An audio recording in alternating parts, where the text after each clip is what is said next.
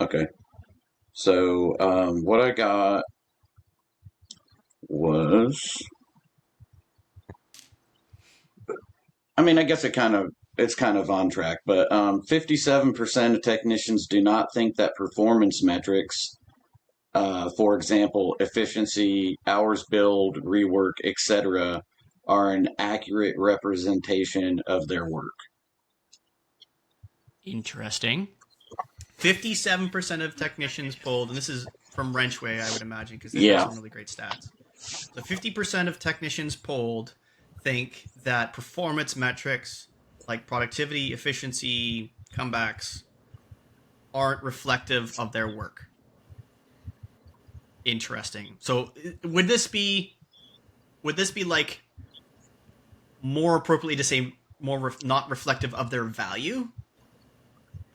and Perhaps. that's kind of the direction I was going with it because it's more in line with what I said, and I know Richard and Stefan are not in our SDL chat, but in our SDL chat, I mentioned one of the guys said something about one of his technicians. They had a great review, and they did a review with the technician. The technician, it was a favorable review. Technician goes back out on the floor, starts thinking to themselves, well, I think I deserve a raise. I mean, I just got a favorable review, and so then that technician asked for a raise.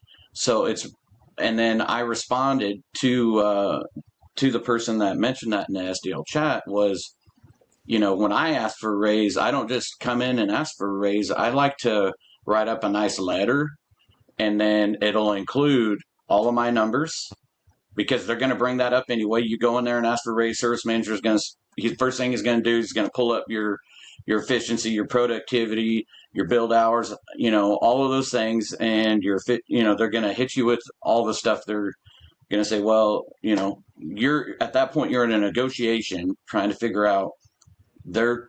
I always feel like, and this may not be the case, but I always feel like the service manager is doing his due diligence to not give you a raise, and it's your job to tell them why you deserve a raise, right? So I always put in all of that information right off the rip.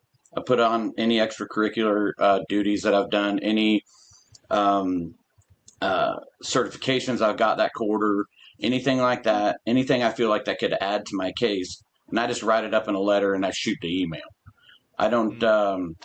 I don't uh, go have a meeting or go talk to them, say, hey, I need a raise or nothing like that. I just shoot them an email, and that has worked for me for years and years and years.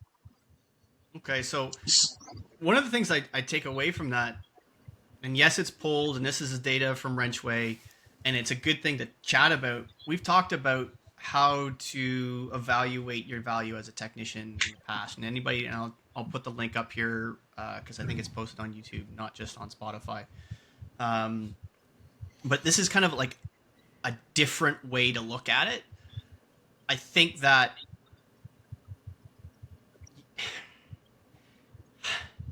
trying to describe this simply is a challenge because there's a couple things in there. One, as a technician, and more importantly, as a service leader, if a technician's coming to you for a raise,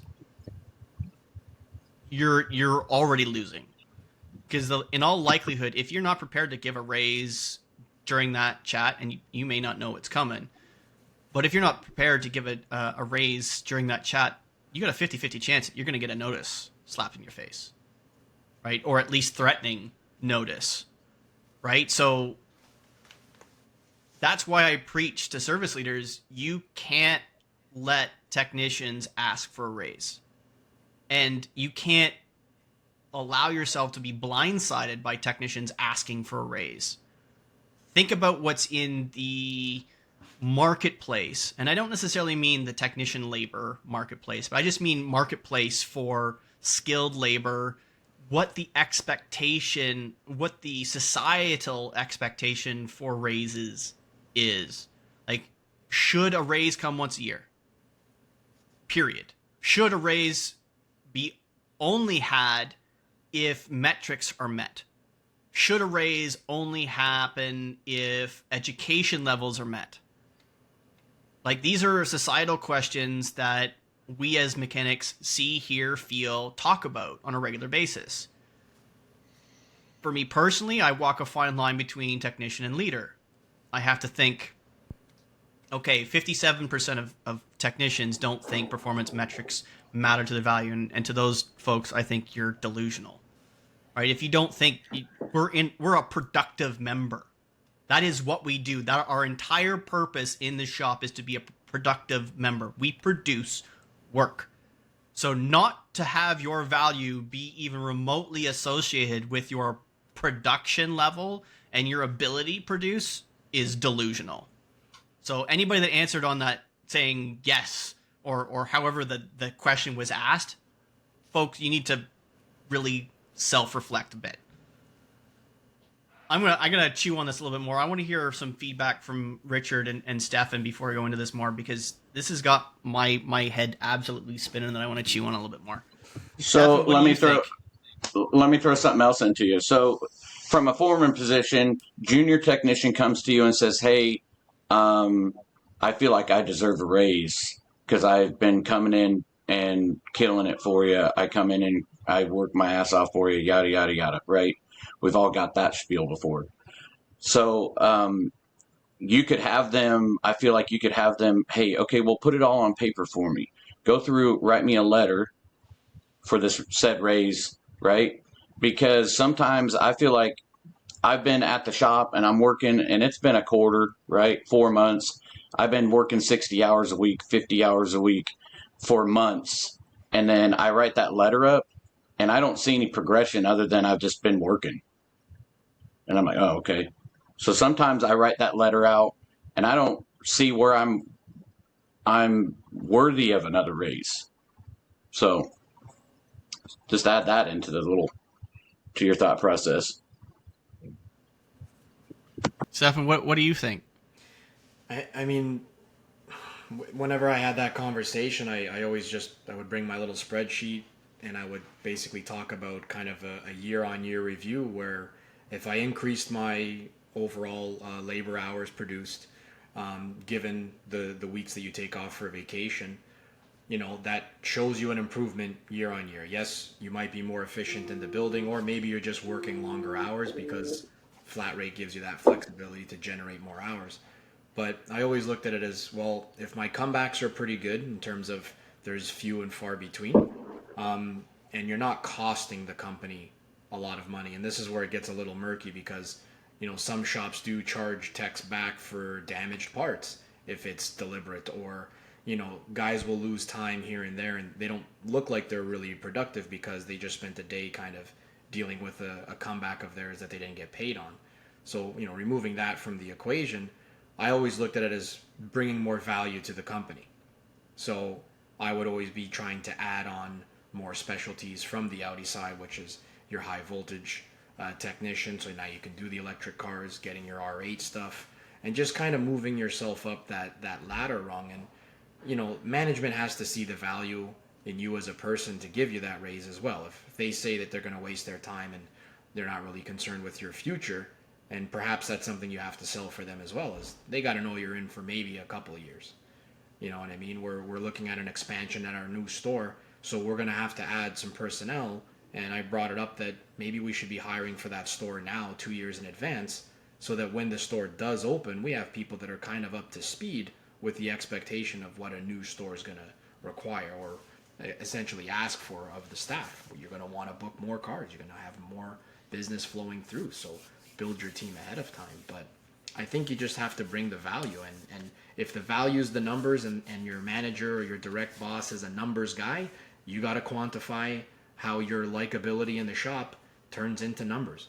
Whether it means that you've helped the guy next to you produce 20% more. Maybe you're only producing 10%, but shit, the guy to your left and right, they ain't dog shit anymore. They're pulling up 10, 25% more. Maybe the guy across the shop who's scared to talk to anybody, all of a sudden he's making 20% more.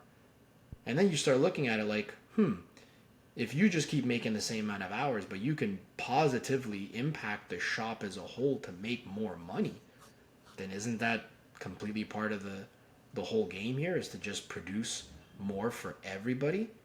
And that's kind of been my approach to being a foreman, is taking on the garbage that's going to stall a guy and have a guy make no money whatsoever and just completely crush him. But if each tech is making an extra hour or half an hour on the day for the shop, that more than covers my time, puts a little money in their pocket too. So again, you got to bring the numbers if the numbers are important. You got to be happy for the most part. There's guys that stay in the corner quiet all day, no one really bothers them, and they turn out tons of hours and they're productive, etc. Are they really part of the team? No, but that's okay. Some guys like to keep to themselves. And I think there's strength in many different approaches and in many different personalities in the shop, and finding that right blend, it's hard. And I've been in shops that were terrible, and I've been in shops that were really good. Same shop, just different people, different time.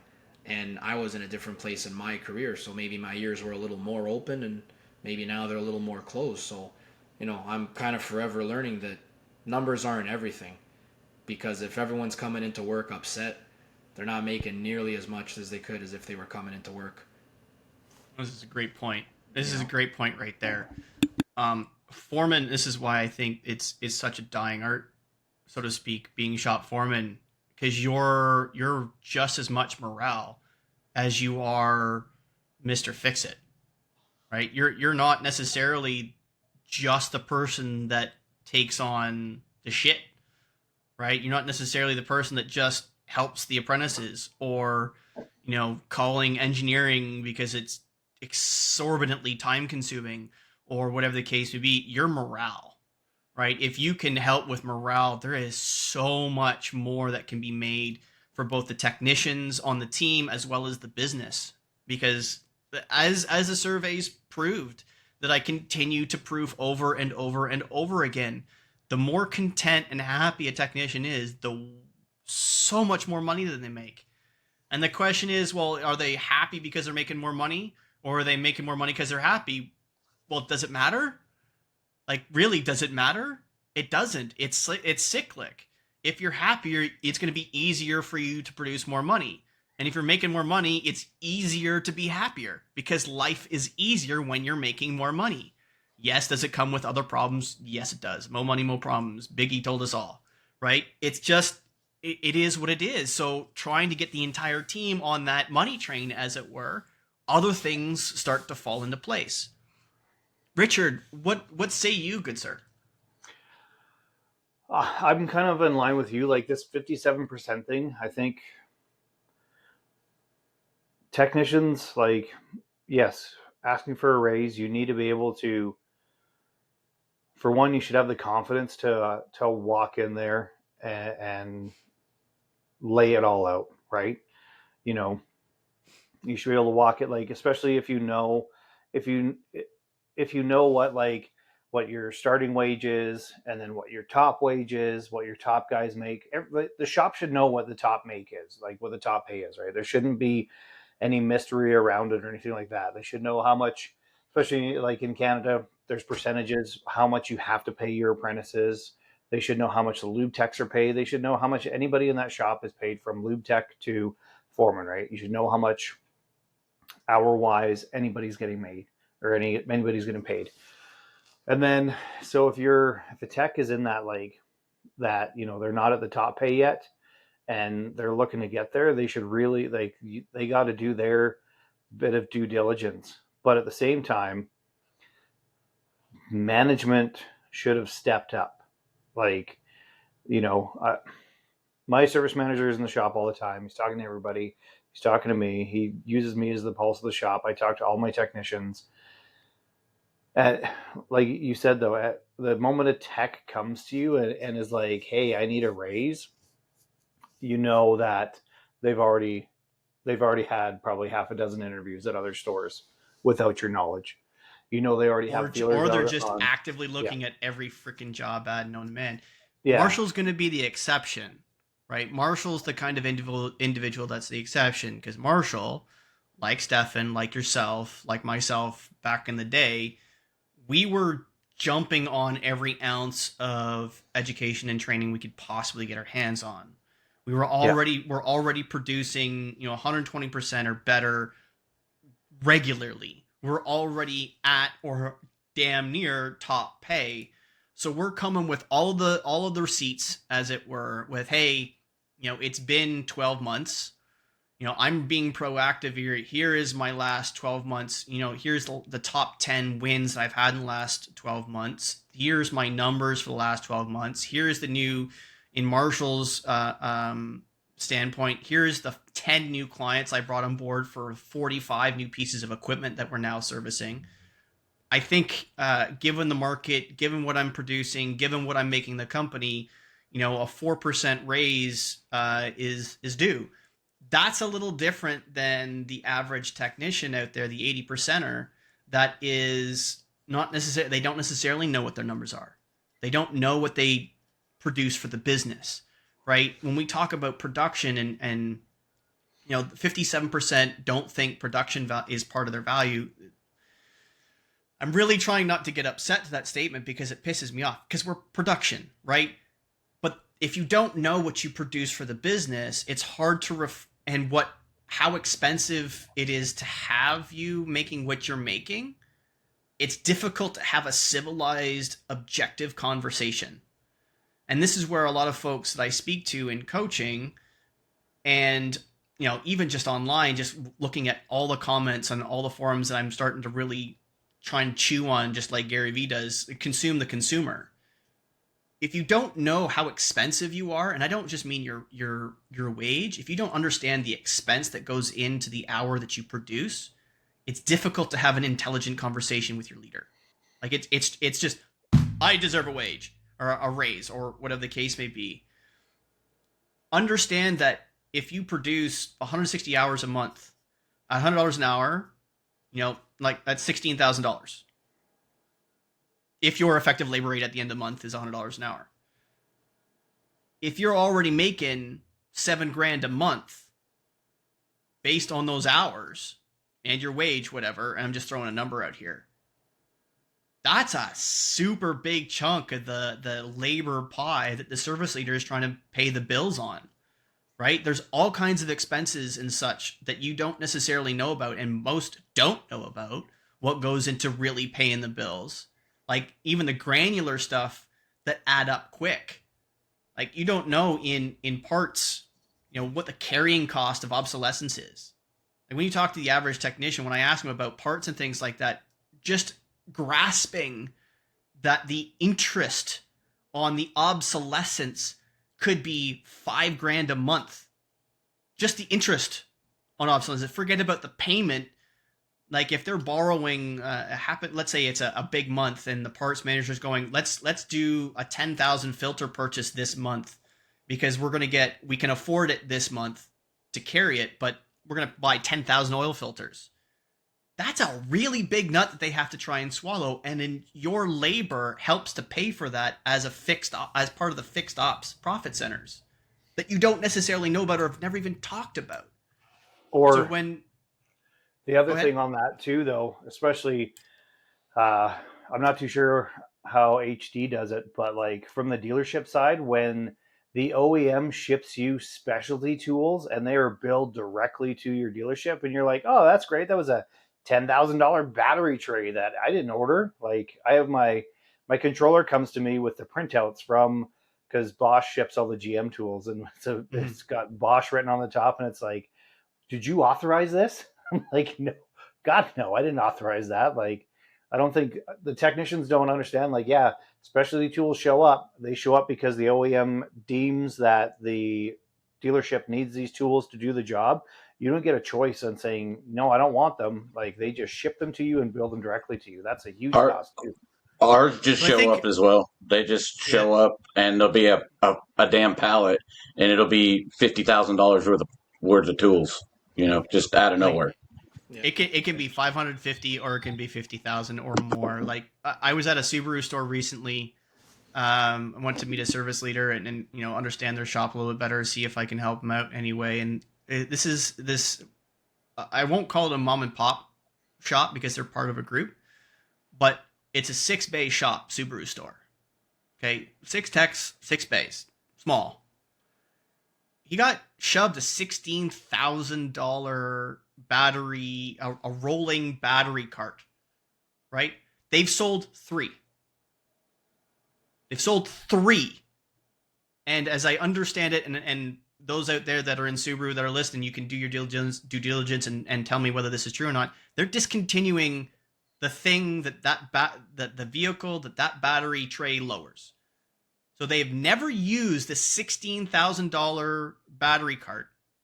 They're unlikely to use it past maybe 2 years from now, should one of their 3 vehicles actually come back and need a battery replacement. So they've got a $16,000 tool that they have to store now somehow in a 6-bay shop.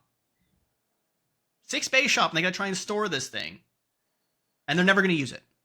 So I think maybe part of this conversation when we're saying, you know, performance isn't part of the value, it is, but it's not the only thing that determines value. You've got, are you aware of what expenses are? Are you aware of all the things that you can help benefit the entire team? Like, do you understand parts enough to be relevant in conversations, right? And this is why we continue to preach journaling. Like, Stephan, Richard, and Marshall have all noted things that if you want to bring something up, write it down. And it's the stuff between the stuff, like I keep talking about. Like, Stephan mentioned, you know, the bay mates are up 20% because of what you're doing to help them. Well, nobody might know that unless you write it down. It's like, hey, these 15 work orders in this past 45 days, I've helped James on, right? These 15 work orders in the last 45 days, I've helped Pete on, my bay mates. Like, I've lost on those days, quote unquote, I've lost maybe an hour of my time on those days. I'm still productive. But both of those guys are now hitting 100% because we talk about it. So instead of 80% on 2 of them, you've helped 40% increase in productivity without losing productivity yourself. He's making them so much money, but you got to write it down so that you have contextual, relevant conversations on. Yep. Awesome. I asked our parts department for their for the software that they use to essentially book out parts and to look them up, and it ended up saving us 2 cars that would have had a different transmission fluid used during a service. So, you know, again, you can save money to the company too by preventing a problem from becoming a problem. A simple 1-letter change on a part number, and you're looking at the shape of the bottle, and you're looking at your baymate going, hey dude, wrong fluid.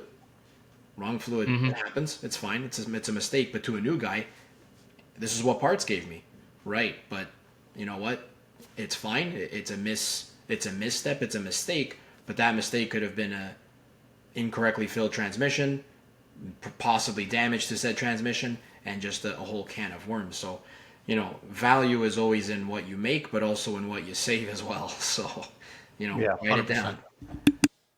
100%. I think we all agree on that one. That's a great lead in, Marshall.